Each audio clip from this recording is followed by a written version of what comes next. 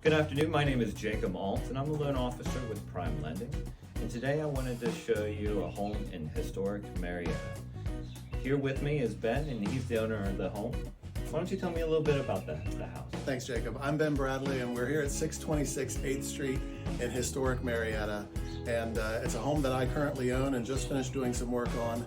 And one of the things that first caught my eye on this house was when I first walked up to the house and saw this beautiful old door. So the house was built right around 1900. You can see the framework around this door is solid oak, and then you've got these leaded glass windows both along the side and then the transom window across the top.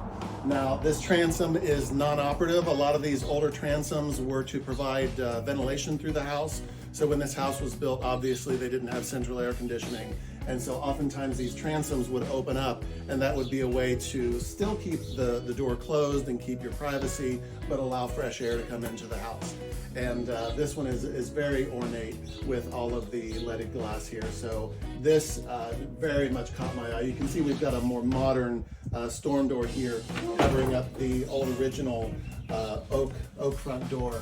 But beautiful piece here that you just don't see in a lot of modern architecture. And you know what? One of my favorite features about this front door is that it still has the original doorbell, the one that you...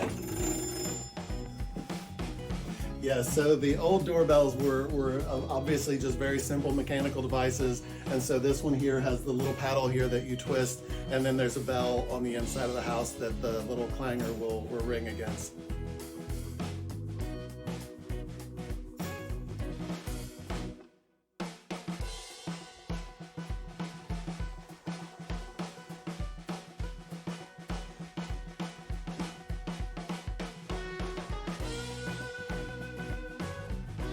So now that we're in the house, one of the other features that I wanted to point out, and continuing with the door theme, is this original oak 5-panel pocket door.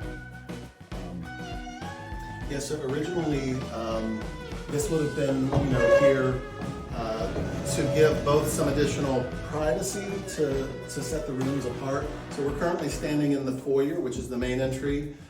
This lets into what I would call the living room. Maybe in those days it might have been referred to as a parlor.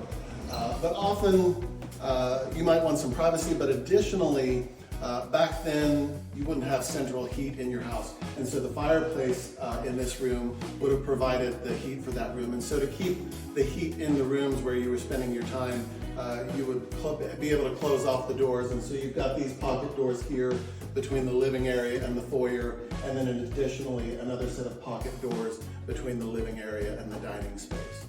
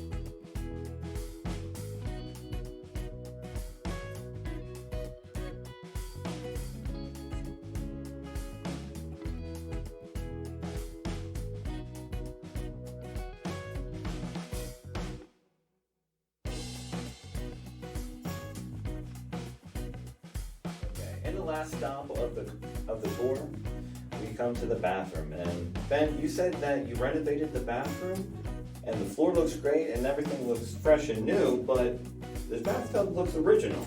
Yes, so this would be the original cast iron bathtub.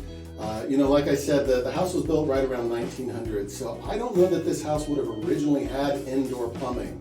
But once medical professionals realized the health benefits of having sanitary conditions, and the bathroom was brought into the house where people could bathe regularly, the clawfoot tub was common in early bathrooms.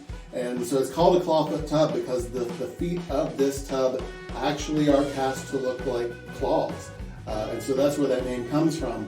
But these were cast iron, they're incredibly heavy. Oftentimes they were only set up for a bath.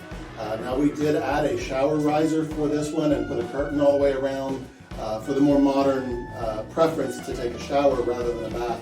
But these old tubs, one of the things that I hear people love about them is because they are cast iron, they really hold heat well. And so they're great for soaking in, nice deep tub. So they're absolutely fantastic for taking a bath in. Jacob, thank you for giving me an opportunity to talk a little bit about my house.